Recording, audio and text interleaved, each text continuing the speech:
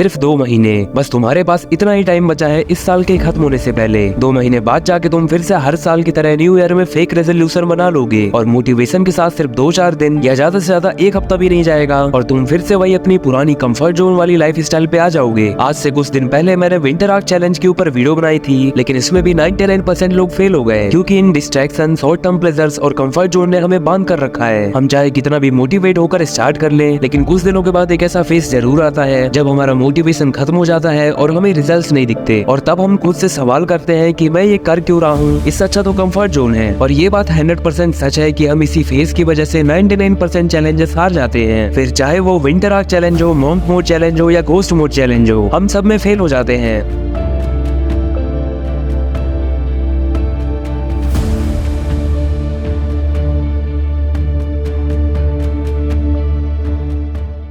लेकिन अब नहीं, अब हमें रेजोल्यूशंस नहीं बनाना, बस हमें अभी इसी वक्त स्टार्ट करना है। ये इस ईयर का द अल्टीमेट लास्ट चांस है। अगर तुमने अपनी पूरी विल पावर लगाकर इन 60 डेज में खुद को ट्रांसफॉर्म कर लिया तो इस न्यू ईयर तुम ऑलरेडी उन सबसे आगे होगे जो न्यू ईयर में अपने गोल्स और रेजोल्यूशंस बनाना स्टार्ट करेंगे। अगर तुमने इस वीडियो के अल्टीमेट 7 रूल्स को फॉलो कर लिया तो इन 60 डेज में तुम पूरी तरह से अपने डिसिप्लिन वर्जन में ट्रांसफॉर्म हो जाओगे। और सबसे इंपॉर्टेंट ये है कि तुम तभी खुद को ट्रांसफॉर्म कर पाओगे जब तुम इस वीडियो को देखने के बाद एक्शन लोगे। इसलिए बस तुम वीडियो एंड तक देखना। इस वीडियो को देखने के बाद तुम खुद लास्ट में थैंक यू बोले बिना नहीं जाओगे।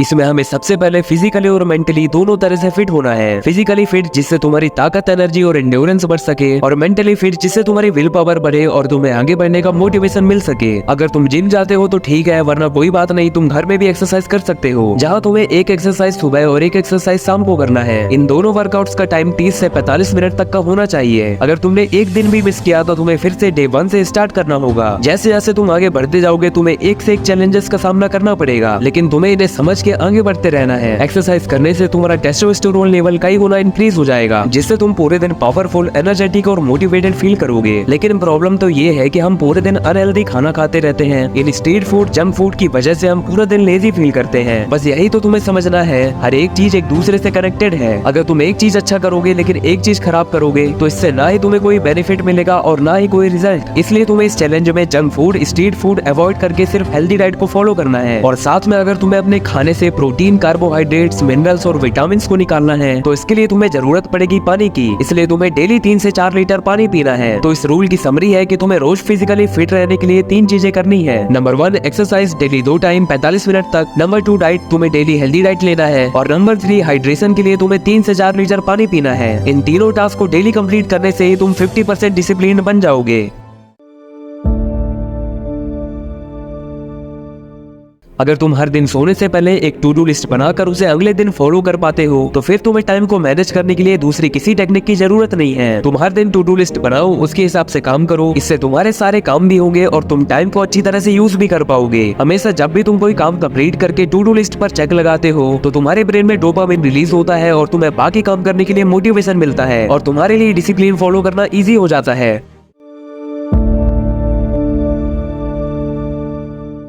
सेल्फ डेवलपमेंट के लिए तुम्हें डेली 3 चीजें कंप्लीट करनी है। Number 1 book reading. तुम्हें इस चैलेंज में हर दिन एक सेल्फ हेल्प बुक रीड करना है और तुम ये दिन में कभी भी कर सकते हो। वैसे मेनली हमारी आदत है कि हम सोने से पहले खूब मोबाइल चलाते हैं और अगर तुम्हारी भी यही आदत है तो तुम यहाँ सोने से कुछ देर पहले मोबाइल रखकर बुक रीड कर सकते हो। तुम्हें हर सेल्फ हेल्प बुक के 2 से 3 पेज पढ़ने पर कुछ न कुछ सीखने को जरूर मिलेगा, तो तुम्हें जब तक ना लगे कि तुमने कुछ सीखा तब तक तुम पढ़ते रहो। Number 2 new skill. तुम्हें इन 60 डेज में कोई न्यू स्किल जरूर सीखनी है और तुम अपने पैशन के हिसाब से अपनी स्किल चूज कर सकते हो। इन 60 डेज में तुम किसी स्किल में मास्टर तो नहीं हो जाओगे पर तुम्हें 70% तक नॉलेज हो जाएगा उस एक स्किल के बारे में। और नंबर 3 है जर्नलिंग। मतलब कि तुम्हें हर रोज अपने थॉट्स को, एक्सपीरियंस को, तुमने क्या सीखा, तुमने क्या काम किया, तुम्हारा गोल क्या है, ये सब लिखो। सबको लगता है कि ऐसा करना सिर्फ टाइम वेस्ट है, लेकिन नहीं, ऐसा करने से तुम खुद के साथ थोड़ा टाइम बिताते हो जिससे तुम्हें खुद के लिए बहुत सारी रियलाइजेशंस होती हैं जो तुम्हारे सेल्फ रिफ्लेक्शन और पर्सनल ग्रोथ के लिए बहुत हेल्पफुल है। इसलिए खुद के लिए 10-20 मिनट जरूर निकालो। ऑन एन एवरेज डेली एक इंसान 1.5 से 2 घंटे तक इंस्टाग्राम यूज करता है। मान लो अगर तुम डेली 2 घंटे इंस्टाग्राम यूज करते हो तो पूरे महीने में होते हैं 60 घंटे और पूरे साल में होते हैं 730 घंटे, जो कि लगभग 30 दिन के बराबर है। यानी साल का 1 महीना तो तुम सोशल मीडिया में ही बिता देते हो। और अगर तुम 4 से 6 घंटे फालतू सोशल मीडिया में डेली वेस्ट करते हो तो ये हो जाएंगे साल के 2 से 3 महीने। अब इससे ज्यादा बुरी चीज तुम्हारी लाइफ में क्या ही हो सकती है। जो लोग सिर्फ एंटरटेनमेंट के लिए रील्स और वाईटी शॉर्ट्स स्क्रॉल करते हैं उनके लिए मैं सिर्फ एक बात कहना चाहता हूँ कि इससे सिर्फ तुम्हारा टाइम वेस्ट नहीं होता, ये तुम्हें फिजिकल और मेंटल दोनों लेवल से डैमेज करता है। अगर मैं तुम्हें इंस्टाग्राम को डिलीट करने के लिए बोलूं तो मे भी ये तुम सबके लिए पॉसिबल ना हो, लेकिन एटलीस्ट इन 60 डेज के लिए तुम्हें जितना हो सके तुम्हें सोशल मीडिया यूसेज को मिनिमाइज करना है। हमारे पढ़ने का मन नहीं तो रील्स स्क्रॉल स्टार्ट, नींद नहीं आ रही है तो रील्स स्क्रॉल, कुछ करने का मन नहीं कर रहा रील्स स्क्रॉल, खाली बैठे हैं तो रील्स स्क्रॉल। ये तुम्हारे ब्रेन को किस हद तक डैमेज कर रहा है इसके बारे में तुम शायद अभी नहीं जानते। इसलिए इन 60 डेज के लिए जितना हो सके अपने सोशल मीडिया यूसेज को कम करो। शुरू में ये तुम्हारे लिए काफी मुश्किल होगा क्योंकि जब तुम मोबाइल से दूर रहोगे तो तुम्हारा एंजाइटी लेवल इंक्रीज होने लगेगा और तुम रह नहीं पाओगे। लेकिन एक दिन नहीं हुआ तो तुम्हें रुकना नहीं है, तुम्हें हर दिन ट्राई करते रहना है। एक ना एक दिन तो तुम समझ जाओगे कि ये सिर्फ एक फालतू का ट्रैप है। और सबसे मेन बात ये है कि हमारे ब्रेन को पता है कि सोशल मीडिया में टाइम वेस्ट करने से हम मेंटली और फिजिकली वीक बनते जा रहे हैं, लेकिन पता होते हुए भी हम इस चीज से एडिक्टेड हैं। तो समझ जाओ कि ये चीज कितनी एडिक्टिव और हार्मफुल है। इसलिए जितना हो सके सोशल मीडिया को बिल्कुल लिमिट कर दो। तो अगर तुम्हें अपनी लाइफ में सच में डिसिप्लिन बनना है तो ये 4 चीजों का टाइम बिल्कुल फिक्स कर दो। नंबर 1 फिक्स स्लीप टाइम, क्योंकि हमारा अगला दिन हमेशा सोने से ही स्टार्ट हो जाता है। और नंबर 2 फिक्स वेकअप टाइम। इन दोनों में आपको ज्यादा कुछ नहीं करना है, बस टाइम से सोओगे तो टाइम से उठोगे। ये कोई रॉकेट साइंस नहीं है, बस 7 से 10 दिन तक ट्राई कर लो, ऑटोमेटिक तुम्हारी बॉडी इस टाइमिंग को अडॉप्ट कर लेगी। नंबर 3 फिक्स ईटिंग टाइम, मतलब अपने खाने पीने के समय को फिक्स करना है। मेनली ब्रेकफास्ट, लंच और डिनर, ये तीनों टाइम का खाना हमारे लिए सबसे इंपॉर्टेंट होता है, इसलिए इन तीनों खाने के टाइम को फिक्स जरूर करो। Number 4 fix work time. हम में से ज्यादातर लोगों का काम को करने का कोई फिक्स टाइम नहीं होता और हम अपने मन के ऊपर छोड़ देते हैं कि जब हमारा मन करेगा तब हम काम करेंगे। लेकिन मन हमेशा एंजॉय करने की चीजों में लगा रहता है और जब हमारा काम कंप्लीट नहीं हो पाता तो लेजीनेस, डिप्रेशन और एंजाइटी स्टार्ट हो जाते हैं। इसलिए अपने काम के टाइम को फिक्स कर लो।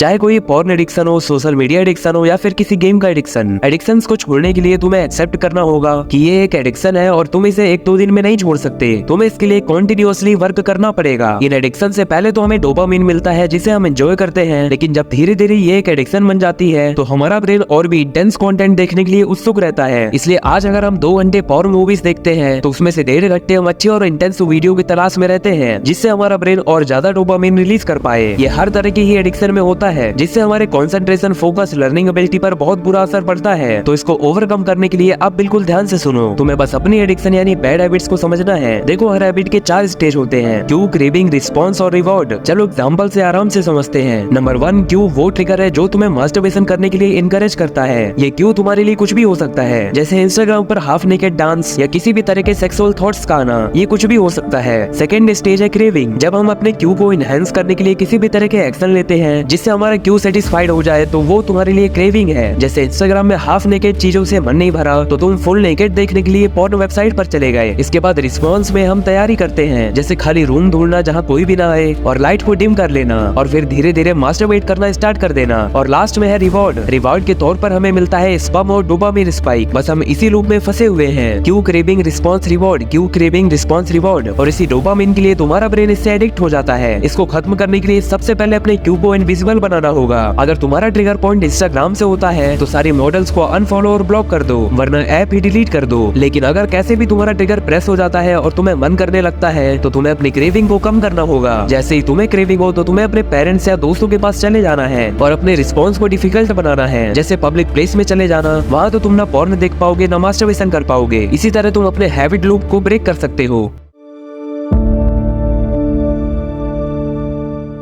इतनी देर तक तुम वीडियो पर बने रहे, इससे पता चलता है कि तुम्हारा अटेंशन स्पैन काफी अच्छा है। जो भी है थैंक यू। अब जल्दी से वीडियो को समराइज कर लेते हैं। नंबर 1, तुम्हें अपनी हेल्थ और फिटनेस पर अल्टीमेटली ध्यान देना है ताकि तुम फिजिकली और मेंटली फिट रह सको। नंबर 2, हर रात सोने से पहले टू डू लिस्ट बनाकर अगले दिन उसे फॉलो करना है। नंबर 3, सेल्फ डेवलपमेंट के लिए तुम्हें डेली बुक रीडिंग करनी है, न्यू स्किल पर काम करना है और जर्नलिंग करना है। नंबर 4, सोशल मीडिया का यूज जितना हो सके उतना कम करना है। नंबर 5, अपने इन 4 चीजों के टाइम को फिक्स करना है, sleep time, wake up time, eating time और वर्किंग टाइम। नंबर 6, अपने एडिक्शन को तोड़ना है, जो मैंने तुम्हें बता दिया है। तो अगर तुम रेडी हो इस नवंबर और दिसंबर अपने आप को ट्रांसफॉर्म करने के लिए तो कमेंट्स में आई एक्सेप्ट दिस चैलेंज जरूर लिखना। मिलते हैं नेक्स्ट वीडियो में।